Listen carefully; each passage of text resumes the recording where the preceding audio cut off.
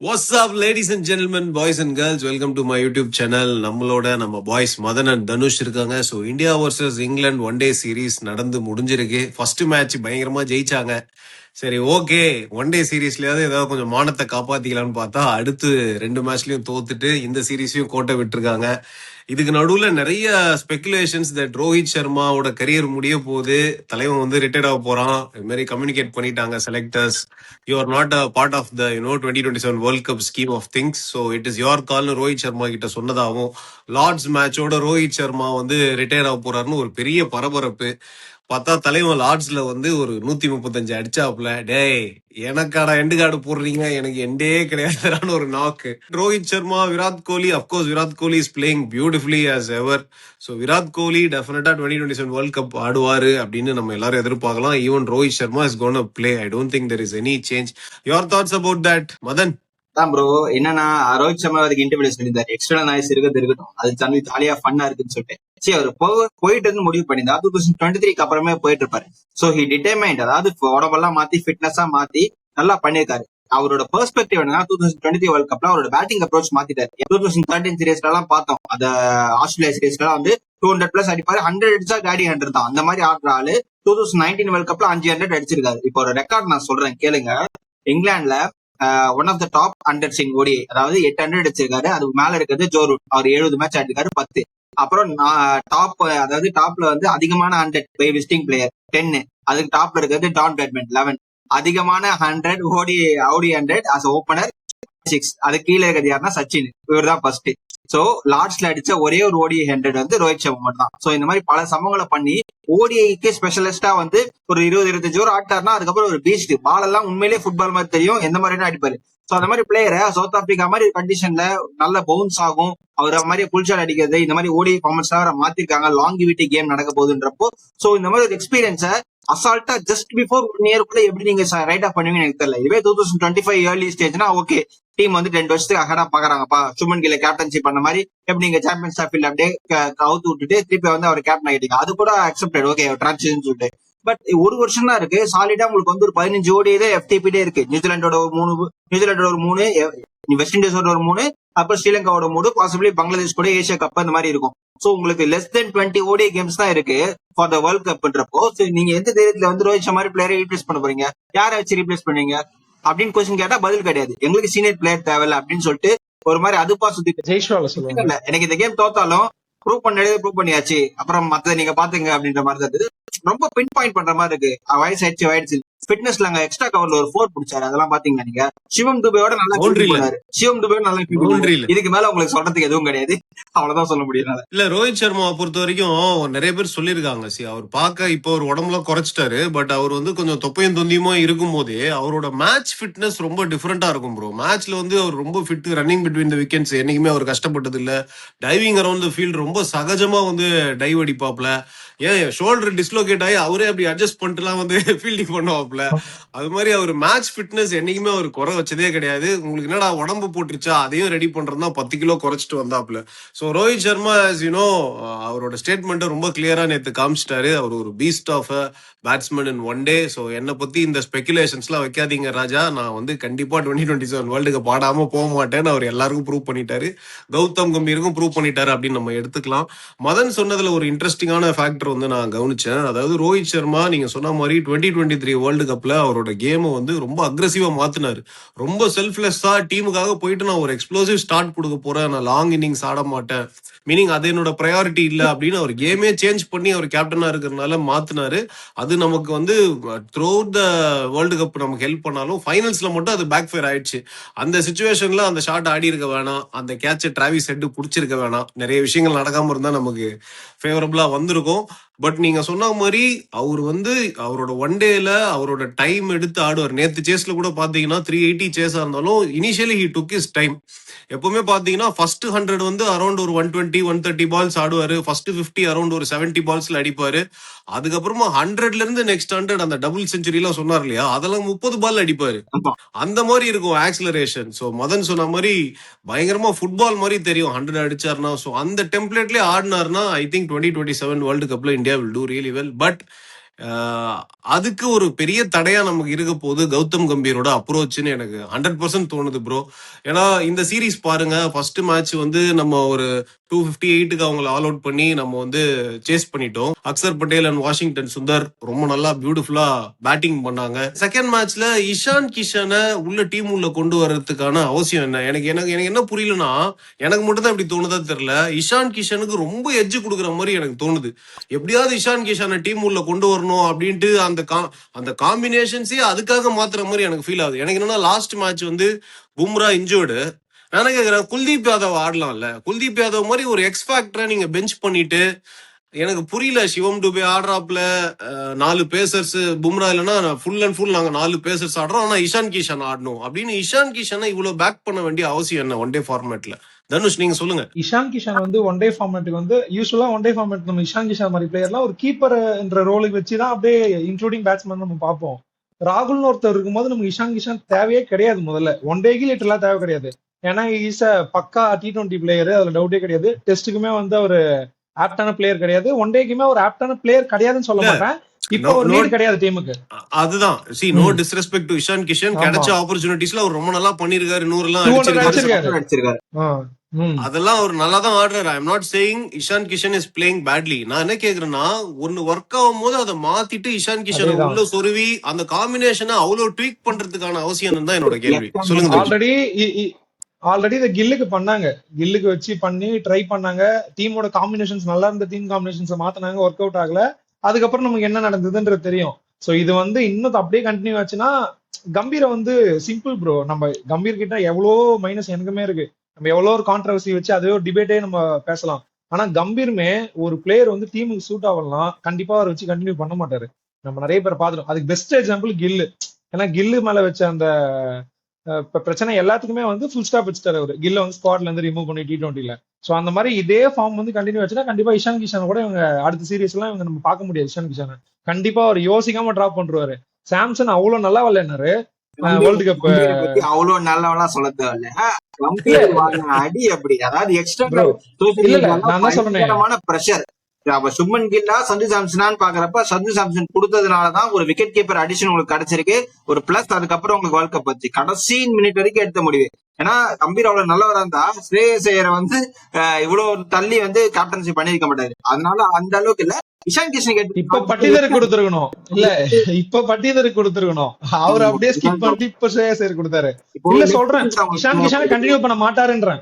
புரியுது அவங்களுக்கு வந்து. T20லயும் இதேதான் சொன்னாங்க, T20லயுமே இதேதான் சொன்னாங்க. கட்சியில பார்த்தா ரைட் பேட்ஸ்மேனே காணும், லெப்ட் பேட்ஸ்மேன் தான். இந்த பாரிசாலன் சொல்ற மாதிரி பானிபுரி கடை எல்லாம் அதிகமாயிருச்சு, பஜ்ஜி கடையே காணுன்ற மாதிரி லெப்ட் ஹேண்ட் பேட்ஸ்மேன் எல்லாம் அதிகமாயிட்டு ரைட் ஓப்பனிங்ல இந்த சாம்சனையும் தூக்கிட்டாங்க ஓப்பனிங் பேட்ஸ்மேனுக்கு. சோ அப்படி நிறைய பிரச்சனை இருக்கு. அப்ப நம்ம ரோஹித் சர்மா டாபிக் வரும்போது பார்த்தா, ரோஹித் சர்மா ஸ்பெகுலேஷன்ஸ் நம்ம சொல்றோம்ல, எனக்கு தெரிஞ்ச ஒரு சர்டன் குரூப் தான் இது கிரியேட் பண்ற மாதிரி எனக்கு பர்சனலா ஃபீல் ஆகுது. அப்படி கிரியேட் பண்ணி விட்டு அந்த குரூப்பே பயப்படுறாங்க, ஐயோ இங்க இல்லைன்னா இவரும் இருக்க மாட்டாரு அப்படின்ட்டு. நான் ஏன் சொல்றேன்னா, எனக்கு யார் மேலயுமே நீங்க ஏட் ஸ்ப்ரெட் பண்ண ஒண்ணும் கிடையாது. இது ஒன் டே எடுத்தா நம்ம டீம்ல இப்ப என் ஜென்ரேஷனுக்கு பார்த்தா கோலி தான் பெஸ்ட் பேட்ஸ்மேன், அதுல டவுட்டே கிடையாது ஒன் டேல. அதுக்கடுத்து கண்டிப்பா அந்த காம்படிஷன்ல ரோஹித் சர்மா இருக்காரு. அந்த ரன் ஸ்கோரரா இருக்கட்டும், முக்கியமான நீங்க சொல்ற மாதிரி தான் ரோஹித் சர்மா செட் ஆயிட்டாருன்னா அவருக்கு ஃபுட்பால் மாதிரி தெரியும், அவருக்கு அது எப்படி வேணாலும் தெரியும். அப்படியே லெஃப்ட் ஹேண்ட்ல டீல் பண்ணுவாரு. அந்த மாதிரி ஒரு பக்கா பேட்ஸ்மேன். என் ஃப்ரெண்ட் ஒருத்தன் சொல்றான், நம்ம ஃபைனல பத்தி நீங்க சொன்னீங்கல்ல, இந்த மாதிரி அடிக்க போய் அவுட் ஆயிட்டாருன்னு, இட் இஸ் பிக்கஸ்ட் ஸ்கேமா. அவுட் ஆயிலாம் அறுத்து தள்ளிட்டு இருப்பாரு ரோஹித் சர்மா அப்படின்னு. அவன் சுத்தமா பிடிக்காது ரோஹித் சர்மாவை. என்ன சொல்றேன்னா, எப்படிதான் நீங்க ரோஹித் சர்மா போய் கோலி கூட கம்பேர் பண்றீங்க? கோலி கூட போய் ரோஹித் சர்மா கம்பேர் பண்ணக்கூடிய அளவுக்கு ஒரு பேட்ஸ்மேன். நான் யோசிப்பேன், ரோஹித் சர்மா ஒருத்தவங்க ஏட் பண்ணுவாங்களா? ஏன்டா நாங்க வெறுத்தா கூட பரவாயில்ல, IPL 1008 பிரச்சனை இருக்கு எங்களுக்கு. ஒரு பாயிண்ட் சொல்லிட்டேன். அந்த கம்பேரிசன் பாயிண்ட்ல விராட் கோலி வேர்ல்ட் கப் சிங்கப்பூர்ல வின் பண்றப்போ, ஏதோ ஒரு கண்ட்ரி ஞாபகம், ஒரு கண்ட்ரில வின் பண்றப்போ, இந்த பக்கம் try series CB series win பண்ணதுக்கு முக்கியமான காரணம் ரோஹித் சர்மா. அந்த அளவுக்கு டிட்டர்மைண்டா ப்ரிசர்வ்டா ஆடி ஒரு மேட்ச் வின் பண்ணி கொடுத்தாரு. சோ அந்த மாதிரி ஒரு எக்ஸ்பீரியன்ஸ் இருக்கு. சரி, இப்ப உங்களுக்கு அண்டர் 19 வேர்ல்ட் கப் சொல்றீங்களா? இந்த பக்கம் அவர் வின் பண்றாரு, இந்த பக்கம் ஒரு CB சீரிஸ் வின் பண்றாரு. ரொம்ப ஏர்லியாவே டீமுக்குள்ள வந்துட்டு 2007 சோ அந்த பிளேயர். நீங்க கேட்ட கொஸ்டினுக்கு வந்து எக்ஸாக்டான லெஃப்ட் ஹேண்டர் அவருக்கு வேணும், லெஃப்ட் ஹேண்டர் ஃபெட்டிஷ். இந்த பக்கம் வந்து எப்படியாவது ஒரு லெஃப்ட் ஹேண்ட் வேணுமான்னு சொல்லி பார்ப்பாங்க. யாரு இஷான் கிஷன் ஆடுறதுக்கு சொல்றீங்க? அதனாலதான் அவங்க கொண்டு வராங்க. ஏன்னா உங்களுக்கு நீங்க ஃபோர்ஸ்டா தான் லெஃப்ட் ஹேண்ட் கொண்டு வரீங்க. ஓடிஐ பொறுத்த வரைக்கும் உங்களுக்கு அவ்வளவு ஃபோர்ஸா தேவையில்ல. உங்களுக்கு batting power play, bowling power play இருக்கு, எல்லாருமே ப்ரூவன் கமோடிட்டின்றப்ப நீங்க தேவையில்லாம ஒரு லெஃப்ட் ஹேண்டர் கொண்டு வந்து கேஎல் ராகுல் நம்பர் 6 கொண்டு போதாரு. இந்த மாதிரி இவ்வளவு லெஃப்ட் ஹேண்டர் யோசிக்கிறவங்க ஏன் வந்து வாஷிங்டன் சுந்தரை நீங்க வச்சிருக்கீங்க? வாஷிங்டன் சுந்தர் கொடுக்குற பேட்டிங்க கம்ஃபர்டபுளா வந்து இவர் கொடுக்க முடியும். யார் சொல்றது, இப்ப இருக்க பேட்டர் யாராவது கொடுக்க முடியும். நீங்க இஷான் கிஷனா வாஷிங்டன் சுந்தர் யோசிக்கிறதே தப்பு. அக்சர் பட்டேல் வாஷிங்டன் சுந்தர் 2 பேர் யாராவது ஒருத்தர் ஆட முடியும். குல்தீப் யாதவ் மாதிரி ஒரு விக்கெட் டேக்கர், ஒரு 10 ஓவர் போடக்கூடிய ஒரு பவுலர் இல்லாம இவங்க 2 ஆல்ரவுண்டர் வச்சு போறது ஒரு பெரிய கரப்ஷன். இவங்க கேட்டா ட்ரைலண்டர்னு சொல்றாங்க. பாப்போம், வெஸ்ட் கண்டிப்பா ஹோம் கேம்ல ஜெயிச்சிருவாங்க, நியூசிலாந்து கேம்ல தான் தெரிய போகுது. ஆனா இவங்க ரொம்ப ட்ரைலண்டர் இல்ல. ரீசன்ட் டைம்ஸ்ல நம்ம ஸ்குவாட்ல ஒரு காம்பினேஷன்ஸே ஒழுங்கா இருக்க மாட்டேங்குது. அது ஏதோ ஒரு ஆடா நமக்கு ஃபீல் ஆகுது. அந்த காம்பினேஷன்ஸ் வந்து நிறைய கேள்வி நமக்கு வருது. என்னடா நீங்க ஒரே அது கம்பீரோட அப்ரோச் தான். Too many chopping and changing, அந்த பேட்டிங் ஆர்டரை ஷஃபிள் பண்றது. ப்ரோ நான்லாம் கேஎல் ராகுலா இருந்தேன்னா லெட்டர் எழுதி கொடுத்துட்டு போயிருப்பேன். ஐயா என்ன விட்டுரு, தயவு செய்து நான் வரல, நீ உன் டீம் வச்சு நீ ஆடிக்கோ, தயவு செய்து என்னோட கான்பிடன்ஸை நீ உடைச்சிட்ட, என்ன காலி பண்ணிட்ட, நான் அப்படியே போயிடுறேன், நான் சம்பாரிச்ச காசெல்லாம் கூட உனக்கு கொடுத்துடுறேன், என்ன தயவு செய்து விட்டுருன்னு கூட நான் எழுதி கொடுத்துட்டு போயிடுவேன். ஏன்னா it is not easy being KL ராகுல் ப்ரோ. நீங்க அவரு டீப் ஓப்பனருங்க, அவரு ஓப்பனர் மாதிரியான ஒரு பிளேயர் ப்ரோ. ராகுல் பிளேயர் அவர் வந்து டாப் 3ல நீங்க ஆடினீங்கன்னா, ஒன் டே செட்டப் டெஸ்ட் மேட்ச்ல ஓப்பனிங் ஆடுறவர், ஒன் டே செட்டப்ல டாப் 3 ஆடினீங்கன்னா அவர் எவ்வளவு மேட்ச் சிங்கிள் ஹேண்டடா வின் பண்ணி கொடுப்பாரு தெரியுமா? அவரு நீங்க நம்பர் 5 இறக்குனீங்க, அதுக்கப்புறம் இப்போ நம்பர் 6, இப்போ அவர் என்ன ஸ்பாட்னே தெரியல, அவர் எப்ப வேணா இறக்குவாரு, தெரியல. அதுதான் சொல்றேன், இறக்குறாரு அந்த மாதிரி கூட இறக்குவாரு. அக்சர் பட்டேலுக்கு அப்புறம் இறக்குவாரு. ரொம்ப எனக்கு தெரிஞ்சு கேஎல் ராகுல காலி பண்றாங்க ப்ரோ. அது எனக்கு 100% சொல்ல முடியும். 2027 வேர்ல்டு கப் அவர் ஆடுவாரு, but I don't think he'll be the same KL ராகுல் who was there before. Champions டிராபில விளையாடுறாரு, அந்த மாதிரியான ஒரு இதுவே அவருக்கு இருக்காது, அப்படிதான் நம்ம சொல்லலாம். அவரோட கான்பிடன்ஸ வந்து காலி பண்றாங்க. கேஎல் ராகுலோட இம்பாக்ட் இருக்குமா இல்லையான்னு எனக்கு தெரியல.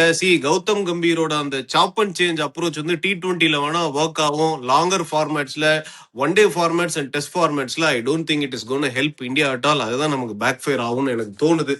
பாக்கலாம். ஆல்சோ பும்ரா இல்லனா நம்ம bowling looks very very different bro. சிரிக்குதுன்னு தான் சொல்லணும். பும்ராலுமே வந்து இப்ப நிறைய கொஸ்டின் இருக்கு நம்ம பவுலிங் லைனப்ல. பும்ரா மட்டும் டிபெண்ட் பண்ணிருக்க மாதிரி இருக்கும். அப்புறம் அதுதான் சொல்றேன், பும்ரா இருந்ததுன்னா அந்த கிளட்ச் மொமெண்ட்ஸ்ல அவரோட ஓவர்ஸை யூஸ் பண்ணி நம்ம அந்த மேக்ஸிமைஸ் பண்ணிக்கலாம் அவுட்புட்டை. அது பும்ரா இல்லைன்னா அதை வந்து ஆப்போனன்ட்ஸ் வந்து அதை ஈஸியா வந்து எக்ஸ்போஸ் பண்ணிடுறாங்க இந்தியன் bowling. அது நல்லா தெரியுது நமக்கு. எனிவே அவங்களுக்கு அந்த பார்ட் டைம் பவுலர் ஜேக்கப் பதல் கடைசியா வந்து போட்டு கொடுத்தாரு தேர்ட் அந்த மாதிரி ஒரு பார்ட் டைம் பவுலரே கிடையாது. முன்னெல்லாம் வந்து வீரேந்தர் சேவாக் போடுவார், சச்சின் போடுவார், யுவராஜ் சிங் போடுவாரு. இந்த மாதிரி ஒரு பிளேயர் வந்து போடுவாங்க, 2 ஓவர் 3 ஓவர் தள்ளி விடுவாங்க. இப்போ அக்சர் பட்டேலும் வாஷிங்டன் சுந்தர் போடுறதே பார்ட் டைம் பவுலர்ஸ் மாதிரி தான் இருக்கு. சோ உங்களுக்கு அந்த பவுலர்ஸ் ஃபில்லிங் பவுலர்ஸே கிடையாது. நீங்க நிதிஷ்குமார் ரெட்டி எடுத்தீங்கன்னா அவர் இன்ஜுரி, வாஷிங்டன் சுந்தர் எடுத்தீங்கன்னா அவர் injury, Hardik Pandya already injury. So ஒரு ப்ராப்பர் பேக்கப் பவுலர் எடுக்க மாட்டீங்க. இப்ப ஹர்ஷ்தீப் புதுசா எடுத்திருக்கீங்க, அவர் ஜிம்பாப்வே சான்ஸ் கொடுக்கலாம், மேபி ஃபியூச்சர்ல சான்ஸ் கொடுக்கலாம். பட் எந்த அளவுக்கு அவரை மெட்ரிக்ஸ் பண்ணுவீங்க, எந்த யார்ட் ஸ்டிக் வைப்பீங்க? சோ அக்சர் பட்டேல், ஜடேஜன் ஒருத்தர் இருந்தாரு, அவர் என்ன ஆனாருன்னே தெரியல, அப்படியே எந்த கம்யூனிகேஷன் இல்லாம அமைச்சு வச்சிட்டீங்க.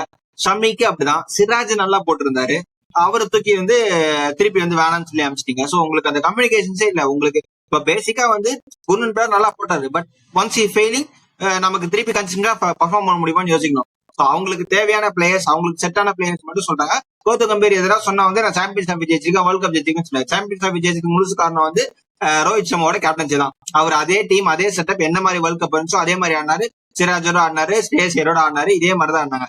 பட் ஆனா மாத்தினோடனே கில் வந்து கம்பீர் என்ன சொன்னாலும் கேட்கற மாதிரி தான் எனக்கு தோணுது. கில்லோட டெசிஷன்ஸ் மேக்கிங் வந்து பெருசா இல்லைன்னு தான் எனக்கு தோணுது.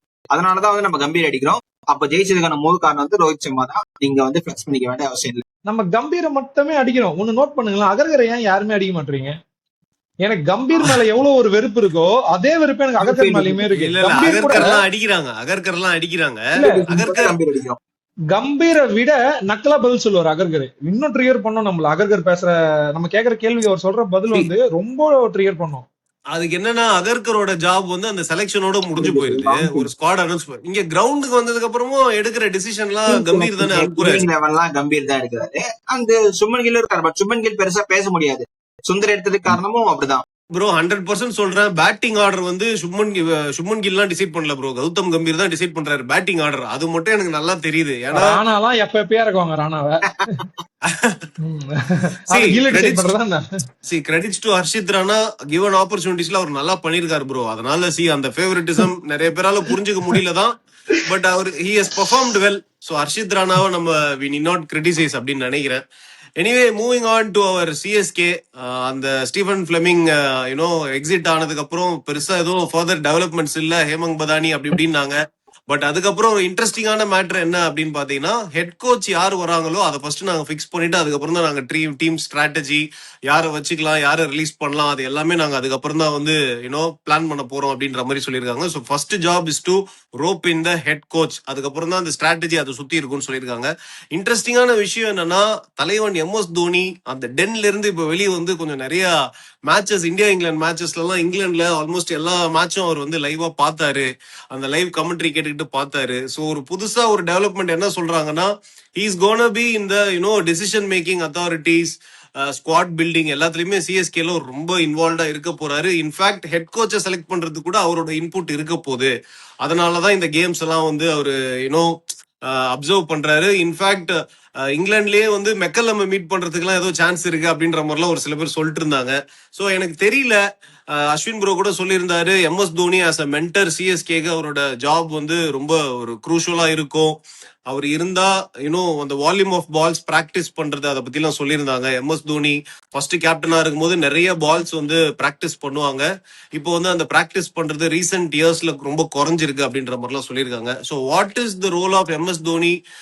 இன்னும் கொஞ்சம் அதிகமா இன்வால்வ் ஆவாரு அப்படின்னு தோணுதா மதன்? Any developments? எனக்கு இங்கிலாந்து போயிருக்காருன்னா பாசிபிளி இங்கிலாந்து கோச்சஸ் யாராவது பாக்குறாங்களான்னு தெரியல. மேபி இங்கிலாந்து கோச்சஸ்னா வந்து உங்களுக்கு பால் காலிகுட் அவர் வருவாரான்னு செக் பண்ணலாம். இல்லைன்னா மைக்கேல் வாகன். சோ இவங்க எல்லாம் வந்து கோச்சிங் ஸ்டாஃப்ல இருக்காங்கன்னு தெரியல. பிராட் அந்த மாதிரி பிளேயர் அப்ரோச் பண்ணலாம் போலிங் அப்ரோச்க்கு. சோ அவங்க எல்லாம் மேபி இருக்காங்களா, இல்ல ஆண்டர்சன்.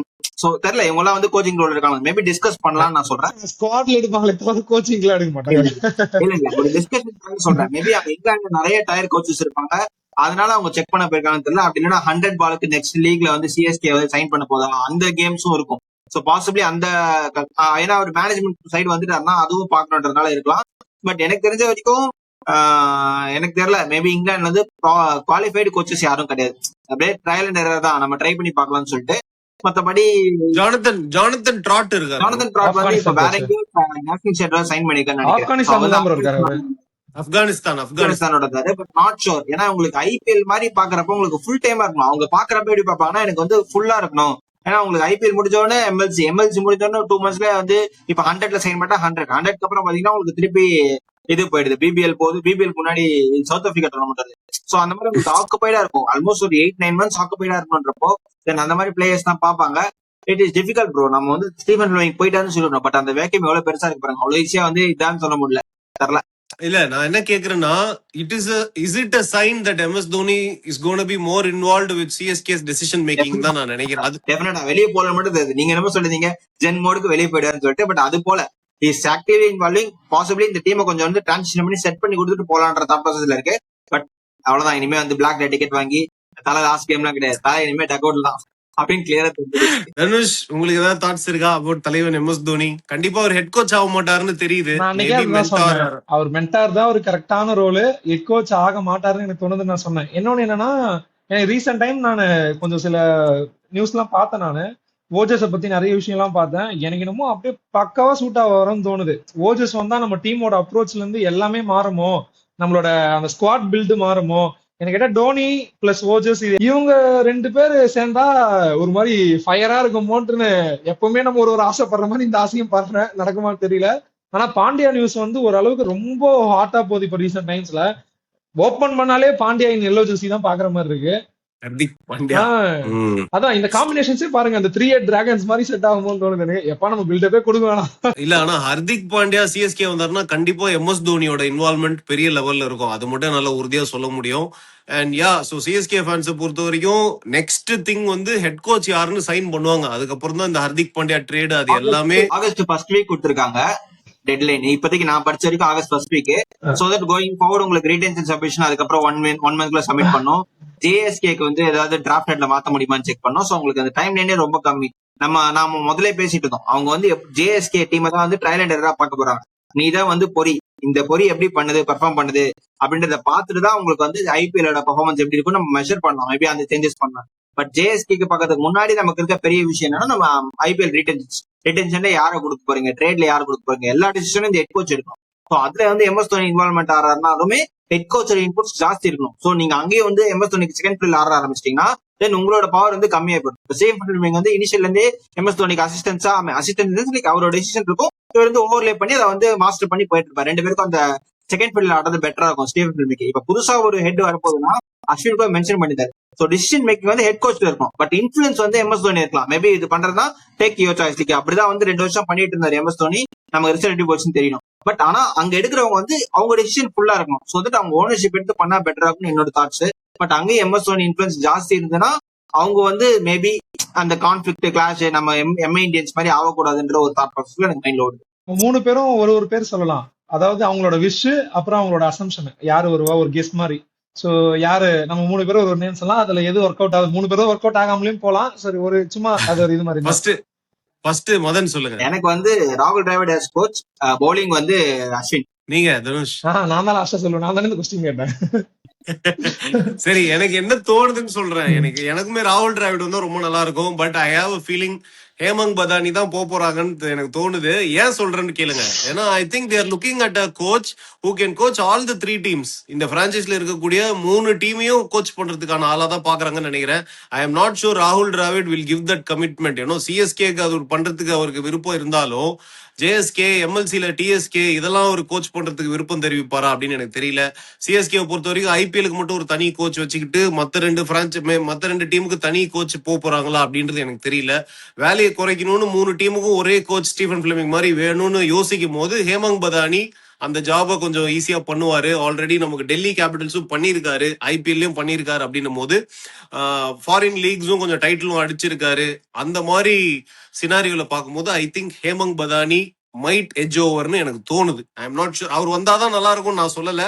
எனக்குமே ராகுல் டிராவிட் வந்தாதான் ரொம்ப நல்லா இருக்கும்னு தோணுது. பட் ஹேமங் பதானி ஒரு இன்ஸ்டிங் சொல்லுது ஹி மைட் அப்படின்னு. இப்போ நம்ம டோனியோட இன்வால்வ்மெண்ட் இருக்குன்னு நம்ம சொல்றதுனால எனக்கு டிராவிட் அந்த யோசிக்க முடியல. டிராவிட் வர வாய்ப்பே இல்லைன்ற மாதிரி ஒரு feel.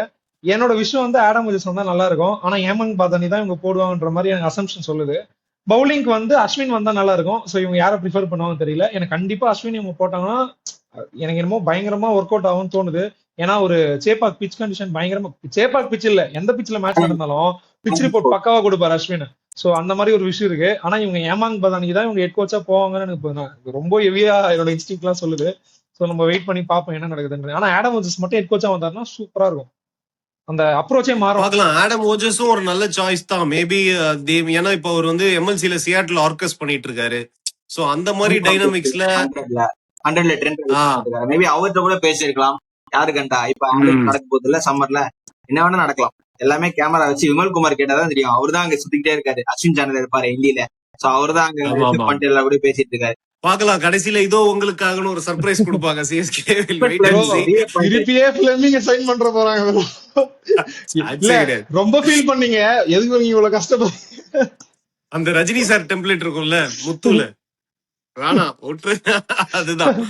Anyway, so Indian cricket team fans and CSK fans, உங்களோட தாட்ஸ் எதுவா இருந்தாலும், ஏன் Indian team back to back இவ்வளவு சீரீஸ் தோக்குறாங்க அப்படின்னு உங்களோட தாட்ஸ் எதுவா இருந்தாலும் சரி, சிஎஸ்கேல எம்எஸ் தோனியோட இன்வால்வ்மெண்ட் எப்படி இருக்க போது, யாரு அடுத்த ஹெட் கோச்சா வருவாங்க, உங்களோட தாட்ஸ் எதுவா இருந்தாலும் கமெண்ட்ஸ்ல போட்டு விடுங்க. தனுஷ் என்ன சொல்லணும்? நம்ம கொஞ்ச நாளைக்கு முன்னாடி பேசும்போது சொல்லிருந்தோம் இந்தியா 3 ஃபார்மேட்லயுமே பயங்கரமா டாமினேட் பண்றாங்க. நீங்க சொன்னீங்க டெஸ்ட்ல எங்கப்பா பண்றாங்க அப்படின்னு. இதுக்கப்புறம் நம்ம எந்த ஃபார்மேட்டுமே சொல்ல முடியாது போல. T20 சேத்துலயும் அடி வாங்கியாச்சு, சோத்துலயும் அடி வாங்கியாச்சு. டைம் டிராவல் பண்ணி நம்ம வந்து சைல்ட்ஹுட் டேஸ்க்கு எடுத்துட்டு போறாங்க டீம் இந்தியா. பேக் டு ஃபார்ம்னா அந்த ஃபார்முக்கு வராங்க. எனிவே பார்க்கலாம். அடுத்து ஜிம்பாப்வேயோட ஒரு சீரிஸ் இருக்கு. Thursday, I mean July 23rd start ஆகுது T20 series. Zimbabwe also we cannot take lightly. அங்கேயும் உதவாங்கிறதுக்கு சான்ஸ் இருக்கு. பார்க்கலாம். We'll wait and see. Anyway, thank you so much for joining boys. Always a pleasure talking to you both. Tada.